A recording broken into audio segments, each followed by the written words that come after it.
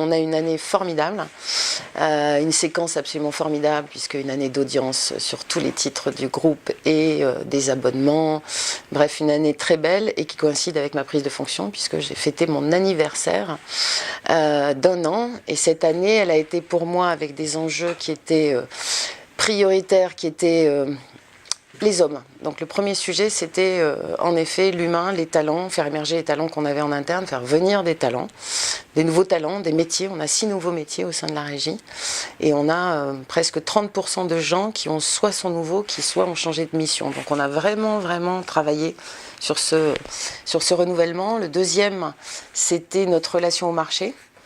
On considère ici qu'on n'a plus les mêmes benchmarks. On en parlera sans doute, mais le fait de lancer Skyline, par exemple, le fait de faire des choix très radicaux, mais très engagés sur le digital, par exemple, fait qu'on se considère dans un travail qui est très différent en tant que régie. C'est plus le métier historique qu'opérer des représentants des médias. Donc ça a été Pour faire ce changement, ça veut dire qu'il faut faire en sorte que l'équipe soit capable de le porter, faire en sorte que les éditeurs pour lesquels je travaille, qui sont mes premiers clients, le comprennent, l'acceptent et m'aident à le faire. J'avais créé un Publisher Day quand j'étais arrivée, où on avait demandé aux éditeurs de venir pitcher à la régie. Et on va le refaire, ça va être un grand succès. Télérama, Ops, La Vie, Huffington, Le Monde bien sûr et M, le magazine. 30 millions d'audience par mois, 700 journalistes dans la maison, 450 au monde. Ça raconte aussi la puissance de feu on recrute encore des journalistes. Donc le contenu, donc ça veut dire contenu, et ce qui dit contenu dit relation avec des audiences. Et en fait c'est ça notre métier ici, c'est ça. C'est comment on fait en sorte que des marques annonceurs trouvent leur place à l'intérieur de cette relation entre les marques et les audiences. On doit aller plus vite, on doit être rapide. Un des enjeux quand on parlait de benchmark, c'est-à-dire que nos concurrents, c'est autant les GAFA que les autres groupes médias, voire même plus les GAFA. Donc si on veut jouer dans la même cour, il faut qu'on ait les mêmes attributs. Un de ces attributs, c'est la vitesse. Donc mettre en ligne des choses plus vite, tester des choses plus fortement, regarder si ça fonctionne plus vite, être capable d'avoir des indicateurs nouveaux, créatifs, qui racontent l'histoire. Donc ça, c'est un point sur lequel on peut encore s'améliorer. Être encore plus créatif dans le sens intégration. C'est-à-dire que comme nous, on connaît parfaitement, nous aussi on est fétichistes, on connaît parfaitement nos marques. On connaît très bien nos audiences, on a cette recette possible. Donc à l'intérieur de ça, quand on fait Snapchat, on crée des éditions Snapchat, même publicitaire, voilà, on sait faire quelque chose que personne ne sait faire, puisque c'est encore une fois cette relation entre les deux marques et le côté audience. D'abord, elle continue. Donc, on a une relation aux audiences, on a de nouvelles audiences. C'est une année qui raconte, à la fois avec Snapchat et avec les présidentielles et sur tous les titres, un renouvellement. On recrute plus de 30% d'abonnés par mois, tous les mois. On recrute de nouvelles audiences. La différence, c'est que par exemple, dans le cas de Snapchat, on est allé sur leur plateforme. On n'a pas essayé de les faire venir à nous, on est allé leur parler là où ils étaient. La relation aux audiences, c'est plus de services, plus de formats, moins de pubs. Nos concurrents sont nos partenaires sont nos concurrents, les GAFA sont nos frenemies. C'est-à-dire que déjà, on doit avoir une souplesse, une ouverture d'esprit assez forte pour travailler dans un écosystème qui est moins normé, où on était simplement une régie qui représentait des marques et qui vendait des formats par marque à l'agence qui représentait un client. Ça, c'était avant. Maintenant, on construit avec nos éditeurs, on construit avec l'agence, on construit avec l'annonceur. Donc on fait beaucoup de workshops, beaucoup de travail en commun. Les formats ont complètement évolué. Quand je parle de format dans la vraie, comme dans les events, on fait des events, on est en capacité de produire, en fait, de vraiment produire, et ça a beaucoup changé.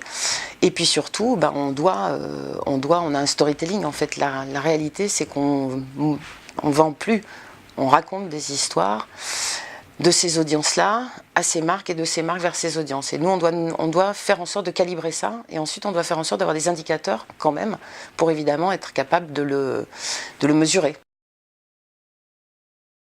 On a commencé par faire un audit complet de toutes nos solutions techniques, de toutes nos audiences. Il nous a pris à peu près 3 mois. Pendant 3 mois, on a audité, mais du sol au plafond, la totalité des inventaires digitaux de toutes les marques. Suite à cet audit, on a pris des décisions qui ont été d'une part de fermer une partie de l'inventaire. La deuxième, ça a été de faire des sprint design. Donc on a mis des annonceurs avec nous et avec les équipes éditoriales du numérique pour travailler sur, entre autres, le nouveau site mobile. et pour qu'ils écoutent, qu'ils voient des audiences réagir et qu'ensemble, on prenne un certain nombre de décisions qui étaient par exemple de dire il n'y a plus qu'un seul écran, il n'y a plus qu'une seule pub par écran. Troisième chose, technology loading sur la totalité de nos inventaires. Donc c'est un coût, ça veut dire qu'on décide de dépenser de l'argent. C'est quand même une évidence que de se dire que la pub doit être vue. Je ne pense pas que JC Decaux aurait l'idée de mettre un panneau derrière une forêt ou derrière un arbre. Bon, c'est la même chose, hein, c'est-à-dire que c'est une obligation. Donc, les pubs ne se chargent que si elles ont la possibilité d'être vues. Donc ça, c'est ce qu'on a déployé sur la totalité. Et puis enfin, il y avait l'idée de reprendre la main sur son inventaire. Donc la souveraineté, c'est-à-dire qu'on avait une situation qui avait été bien à un moment. Je nie pas qu'il y a 2 ans, ça avait de l'intérêt quand nos maisons étaient, soit elles n'étaient pas staffées, soit elles n'avaient pas la possibilité techniquement de gérer ça. Donc on avait une très forte intermédiation, particulièrement sur des formats qui sont impactants. Donc on a décidé de récupérer la totalité de ces inventaires et donc nous avons coupé techniquement et toute relation avec tous ces intermédiaires sur des formats comme l'InRead, sur des formats comme le pré-roll. Au 31 août, voilà, on a tout débranché. Donc 100% de l'inventaire du Monde est vendu par Le Monde, du groupe Le Monde est vendu par le groupe Le Monde, 100% de l'inventaire de l'Obs, etc., etc. Au début, ça fait mal. Au début, ça fait un peu mal, parce que c'était des intermédiations qui étaient fortes, quoique très très déclinantes. Hein. On était quand même sur des sujets à moins 30, moins 40%. Là, on commence à voir les effets de tout ce qu'on a fait. Et c'est là où, en effet, on s'adresse aux annonceurs en agence en disant, voilà, vous avez appelé de vos voeux des maisons comme la mienne pour leur dire, il faut que vous soyez plus visible, il faut que ça soit de la grande qualité, il faut que les formats soient impactants, mais il faut que je sois tout seul, etc. C'est fait. Donc welcome, on les attend, mais il faut qu'ils soient prêts à payer un prix qui est à la hauteur de la valeur de ce qu'on propose. La valeur étant la relation avec une audience qui est très très très forte avec nos marques. Sur les RH, il y a eu l'idée de former. On a dépensé un budget de 100 000 € de formation dès le départ. Et on a formé la totalité des équipes, pas seulement les digitaux. Dans une équipe, il y avait des personnes qui étaient sur le print, comme une personne du marketing, une personne du digital. Et suite à ces formations, ils mettaient en pratique en fait ce qu'ils avaient conçu, appris, ce avec quoi ils avaient joué pendant des mois. Ça a été un très grand succès. Et de la même manière en RH, on fait un système qui s'appelle Vie ma vie. Donc on a des commerciaux du digital qui vont dans les équipes print. Donc un digital peut aller dans une équipe sectorielle, vin, champagne, international. Et on a des gens du print qui vont, donc une fille, par exemple, une jeune fille de l'équipe luxe, print, et dans l'équipe digitale pour travailler sur le secteur luxe. Donc on est en train de regarder, on va regarder ce qui marche le mieux dans ces Vie ma vie. Peut-être que c'est les deux, peut-être qu'il y aura quelque chose qui marchera le mieux. Là aussi, on change plus vite. C'est-à-dire qu'on essaye plein de choses. On a créé un espace collaboratif, on a créé, qui était quelque chose d'inexistant dans des maisons comme la nôtre. Il n'y a plus de bureaux fermés. Il y a des présentations tous les lundis matins, les Monday Talk à 9 h, où tous les lundis matins, on a une présentation, soit de l'équipe, soit de quelqu'un de la maison, soit de l'extérieur, qui vient raconter une histoire. On est encore dans le storytelling. 20 minutes d'histoire, 20 minutes de questions, pour conserver, pour se nourrir, parce que je pense qu'un des enjeux majeurs, c'est pas de regarder uniquement notre maison, c'est de regarder ce qui se passe dehors. On est sur 20-22% de changement de mission métier, et 10% de nouveaux recrutements, de nouveaux talents.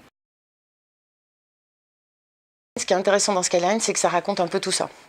Ça raconte que le monde a changé, parce que c'était quand même pas très... C'est assez contre-intuitif, Le Monde et Le Figaro, ces deux maisons qui se mettent ensemble. Skyline, ça raconte la rapidité. On se rencontre dans un hôtel en secret le 4 mai.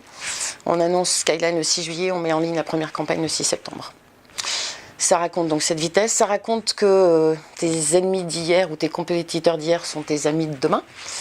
Parce qu'on a eu le même constat, problème d'intermédiation, des tailles qui sont équivalentes, une culture du contenu, des maisons sérieuses.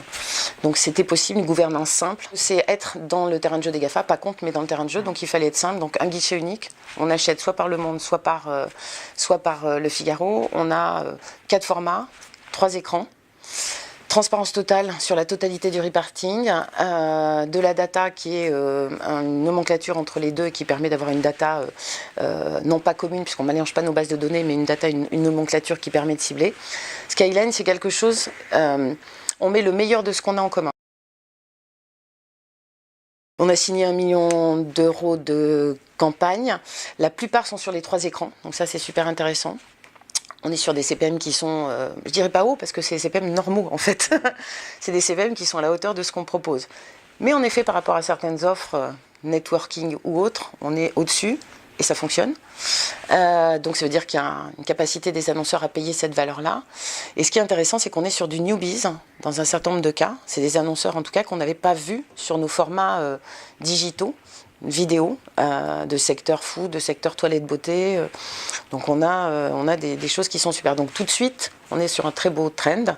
Il va falloir que ce produit évidemment évolue, qu'il soit extrêmement sexy en termes de format, qu'on aille sur des choses qui sont encore plus fortes en termes de data.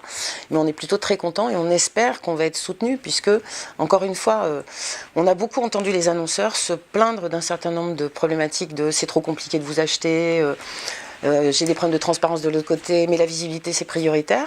Donc on a fait tout ça, on a fait un très gros boulot, on s'est engagé, on a dépensé de l'argent pour faire tout ça. Ça nous en coûte de choisir ce chemin. Donc maintenant, on a un vrai enjeu dans les mois qui viennent, parce que c'est là que ça se passe. Il y a un time to market, mais il y a aussi du momentum quand on laisse quelque chose comme ça. Donc on a un vrai sujet que agences et annonceurs considèrent quand ils font une allocation de budget, comme on les connaît maintenant sur le digital, que peut-être dans le 80, il y a un petit morceau de ce 80, de 10-20, qui est aussi alloué directement à des solutions comme celle de Skyline, dès le départ, sans état d'âme, parce qu'on est assuré que derrière, on aura ce qui correspond aux indicateurs qu'on a demandés. Je crois toujours que la data est essentielle, mais je sais qu'en tout cas, dans la maison dans laquelle je suis, la data seule n'a pas de sens. La data, elle est fortement, d'où Skyline, et pas Gravity, à date. Ce qui ne veut pas dire qu'un jour le sujet ne se posera pas autrement. Je ne crois pas à la data seule, je ne crois pas à la data d'abord et le contenu ensuite. La relation est trop forte. Et la deuxième raison, c'est que nous, on est obligés vis-à-vis de nos audiences. Nos audiences, au monde, on a 250 000 abonnés, full numérique et print et mixte. Ces gens-là nous donnent énormément d'informations. Ils ont une confiance en nous qui est totale, donc à aucun moment je peux me permettre de les voir adresser une pub ou un objet marketing qui ne viennent pas de la maison à laquelle ils ont confié leur data. Donc on a un enjeu. Et à la fois, c'est formidable parce que ce pool d'abonnements, moi, allège mes épaules publicitaires. Ça me permet de faire la pub plus intelligente, mieux ciblée, plus créative et d'en mettre moins. Donc, on joue constamment sur ce sujet-là. Et donc, la data, elle est là, en fait, très simplement, c'est mieux on connaît nos audiences. Et ça, c'est la data qui nous apporte cette information. Meilleure est la relation qu'on a avec elles. Et quand la relation est bonne, on prend la bonne décision.